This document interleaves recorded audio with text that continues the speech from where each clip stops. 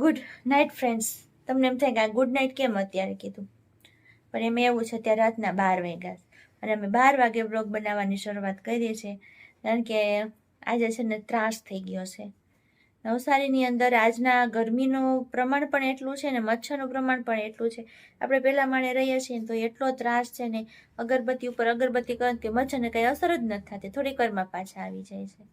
હું કરું ને નથી ખબર પડતી, એટલે પાછી મચ્છરની અગરબત્તી કહીને અમે બેઠા છીએ. જો આ બેન તમારે સુઈ ગયા, આ જાગે છે. હું કરું ચેતન? એમાં એવું છે એક મહેમાન આવે છે તેની રાહ જોઉં. હા, એની રાહ જોવે છે. તું મચ્છર મારસ તે હું જોયા કરું. જો એક અગરબત્તી અહીંયા કરી છે, એકવાર ડ્રેસિંગ પાસે અગરબત્તી કરી છે, પણ શું થાય કા મચ્છર છે ને માણા જેવા થઈ ગયા. કેમ માણા જેવા એટલે? ઓલી કુદરતની લાઠી પડત માણા કેમ નો સુધરે? માયાની અગરબત્તીની લાઠી પડે તોય નથી સુધરતા. કેટલા પણ હાવ આજ મેં તમને કહું ને, આખા દિવસમાં મેં 3 વખત અગરબત્તી કરી.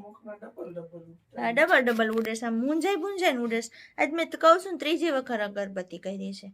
અને બીજું જાગવાનું કારણ એમ છે કે ગોંડલથી મહેમાન આવે છે. ત્રીજું કારણ એ છે કે નાનાજી બહુ કરી બહુ કરે એટલે એમાં એવું છે, જો તમે પેલા અગાઉ વિડીયો જોયું હતું એમ કે એ લોકો દવાખાને બતાવવા ગયા તો જે તિરાડ હંધાણી નથી એમ કીધું ડોક્ટરે, એટલી ને એટલી છે.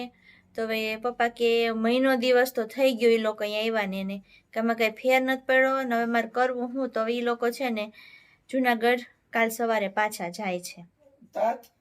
હે શું કહો છો તમે? તાત્કાલિક જવાનું કોઈ તો મેં કીધું મૂકી જાઓ, એક તો માર્ચ મહિનો હાલે છે, શનિ રવિમાં મૂકી જાવ તો કે નહીં કાલે જ વયું જાવ. તેને ઓનલાઈન બુકિંગ કરાવી, બીજું કઈ કહેવાય નહીં. પણ એમાં તમારે હારા હાટું જ કીધું તો નથી કીધું તમને, કારણ કે જો એ શનિ રવિની રજા માંડ આવતી હોય તો આપણે એવું કઈ નહીં તોય મૂકી આવી. હા, શનિવારે એ આવે પછી પાછા રવિવારે આમ કે ઉજાગરો થાય, શનિવાર રાત ઉજાગરો થાય એવી રીતના. કે તમારે હેરાન નથી થવું, તમે તેડવા આવ્યા હતા, હવે ખાલી આમ અમારે હાથે વયા જાવ. તે લોકોએ છે ને ટેક્સી બુક કરાવી છે અને સીધી જુનાગઢ સુધી. તો સવારે છે ને 8 સાડા 8 વાગ્યાની આસપાસ આવવાની છે. તો એમાં પપ્પાને બેસાડી દેશું એટલે ત્યાં જુનાગઢ ઘર સુધી પહોંચી જાય. પછી ત્યાંથી બીજા ડૉક્ટર જે સારો આટકાનો હશે ને ત્યાં જશે અને ઈલાજ કરાવશે. બરોબર ને ચેતન? એમ કરવું બધું રોકાઈ જવું. આપણી જિંદગીમાં થાક શબ્દ નીકળી ગયો છે હવે. એમ એટલા હવે ઢેડા કર્યા ને કે થાક શબ્દ જ નીકળી ગયો છે. એવું બધું તમને નથી મેં પૂછ્યું, ત્યાં જે પૂછ્યું એનો જવાબ દો. લ્યો હું પૂછું એ ભૂલી જાય છે. ભૂલાઈ જાય અહીંયા તો. તા મહેમાન ક્યારે આવવાના છે ગોંડલ વાળા? હવે બસ હમણાં 15-20 મિનિટ પછી. હવે બાર તો વાગ્યા ઉજાગરો થયો છે આજ તો. હાવ સવારમાં પાછું 6 વાગ્યા ઉઠવું, ઉઠીને નીકળી જવાનું પાછું, કારણ કે સવારે આપણો તો ટાઈમ હોય જ છે ઉઠીને જવાનો. હારું વાલો રાહ જોઈએ છીએ, બીજું શું. તો જો મિત્રો, બીજા દિવસની સવાર પડી ગઈ છે અને મમ્મી ને પપ્પા જવા માટેની તૈયારી કરે છે. ઠેલાને એવું પેક કરે છે. તૈયારી થઈ ગઈ જવાની? હા, તે બીજું શું કરવું અમાર? ગરમી પડે, મહિનો દી થઈ ગયો. પગ કઈ રિપેર થયો નહીં? તો હજી કઈ એટલો બધો રિપેર ન થયો. બધી ઉપાધિ થઈ ગઈ. ત્યાં જઈને પાછા બીજા ડોક્ટરને બતાવવું પડશે. સારવાર કરશું બીજું. હા, બીજું તો હું. મમ્મી જો તૈયાર થઈ ગયા, પાણી બોટલ ને એવું ભરે છે. અહીંયા ઠેલા રેડી છે. ગાડી બંધવીશ. કામ કેટલા વાગ્યાને કીધું ગાડી વાળાએ? રસ્તામાં આવે છે. કલાકમાં આવી જાય. 8:30. 8:30 કીધું ને, એટલે કલાકમાં આવી જાય. સારું. જો સ્પેશિયલ ગાડી બંધાવી છે તો એ સુરતથી આવે વાર તો લાગે ને. આવશે એટલે બધું સામાન નીચે ઉતારી ગાડી બેસાડી દેશું. સામાન ધીમે ધીમે બહાર કાઢીએ છીએ. હા હાલો, પેલા છે ને ઠેલા લઈ લઈ બધાય, નીચે મૂકી આવી. લાવો હું એક લઈ લઉં છું.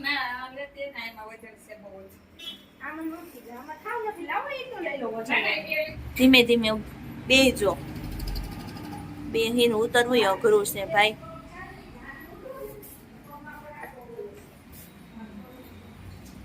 હાલો, હા ધીમે ધીમે ઉતરો.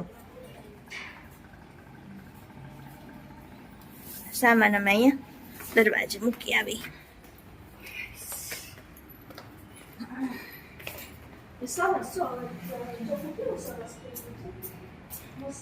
સામાન અહીંયા મૂકી દઈએ. સીડીએ રાહ જોઈને બેઠા છે, ગાડી આવે ને એટલે બેસી જાય ગાડીમાં.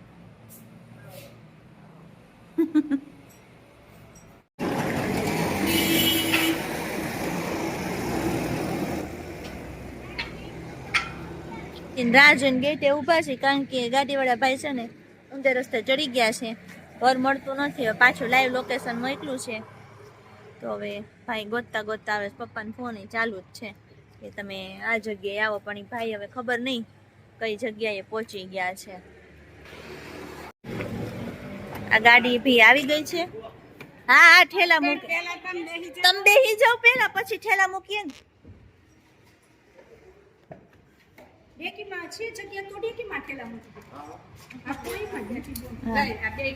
તમારે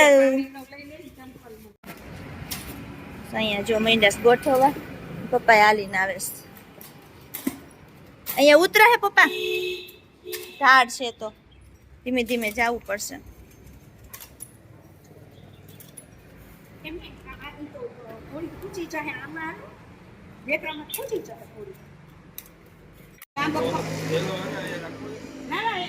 હા, ઠેલો પાછળ રાખજો ને.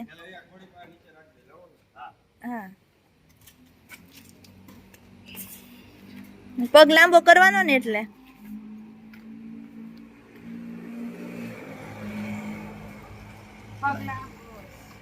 બસ હાલ, ચાલો. હા આવજો. હા હા, જય શ્રી કૃષ્ણ. બે જતી.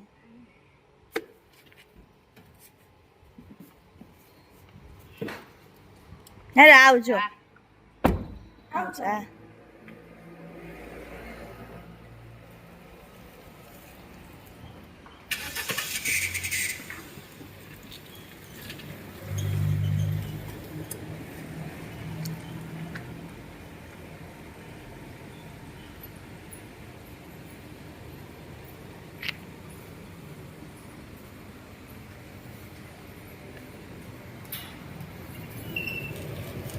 ચાલો,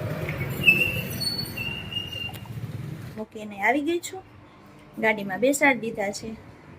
હવે અત્યારે 8:30-9 વાગ્યા જેવું થયું છે નીકળ્યા ત્યારે. તો રાત્રે એટલા વાગે પહોંચે. 10 થી 12 કલાક તો થઈ. અમારે ટેક્સી બુક કરાવી છે. ડ્રાઈવર સારો હોય તો જલ્દી પહોંચાડી દઈએ, નહીં તો થોડીક વાર લાગે. અને જો ઘર ખાલી ખાલી થઈ ગયું આપણું. એ લોકો જતા મહિનો દિવસ થયા હતા આપણી ઘરે. સારો ત્યાં જઈને પગનું કંઈ કરાવશે, ડૉક્ટર પાસે બતાવશે અને સારું થઈ જાય જલ્દી. આપણે એ જ ઈચ્છીએ, બીજું શું આપણે જોઈએ. ચાલો તો આપણે આપણા કામમાં આગળ વધીએ. ઘણા ભાઈ આવ્યા. સો ભાઈ શું કરો છો ભાઈ બેન? લૂડો રમે છે. મોબાઈલની અંદર બે ભાઈ બેન લૂડો રમે છે, ટાઈમ પાસ કરે. સ્વયં વેકેશન કરવા આવ્યો કા સ્વયં? એક દિવસનું કાલ વહી જવાનું, એટલે જ કહું એક દિવસનું વેકેશન કરવા આવ્યો છે. એ તો રોકાઈ જાય ને. તું તાર શું કામ છે? કેમ શું કામ હોય તારે ત્યાં? કોલેજ ને તો હજી વાર છે. કેટલે તું જીતી કાવ્યા? એવું છે. રમેશ ભાઈ જો મિત્ર, સાંજ પડી ગઈ છે અને સાંજના વાગ્યા છે 6. અને જુનાગઢથી ફોન પણ આવી ગયો છે પપ્પાનો કે એ લોકો પહોંચી ગયા છે ઉપર, ઘરે પહોંચી ગયા છે. કારણ કે એ લોકો 3જા માળે રહે છે, એટલે ત્યાં પણ પપ્પાને અહીંયા કેમ પગથિયાં ઉતરવા ચડવા પડે એમ ત્યાં પણ કરવું પડ્યું હોય. 3જા માળ એટલે 3 માળ ચડી ગયા છે, ઘરની અંદર પહોંચી ગયા છે. રસ્તામાં પણ કંઈ વાંધો આવ્યો નથી.